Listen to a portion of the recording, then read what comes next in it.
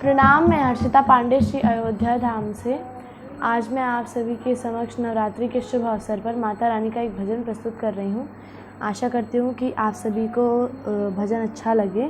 जैसा कि आप सभी लोग देख रहे हैं कि माता रानी का पुष्प श्रृंगार हो चुका है और इसीलिए मैं माता रानी के समक्ष एक भजन प्रस्तुत कर रही हूँ। आशा करती हूँ कि आप सभी को मेरा ये भजन अच्छा लगे और अगर आप लोग को मेरा ये भजन अच्छा लगे तो मेरे चैनल हर्षिता अयोध्या को लाइक कीजिए, शेयर कीजिए और सब्सक्राइब कीजिए।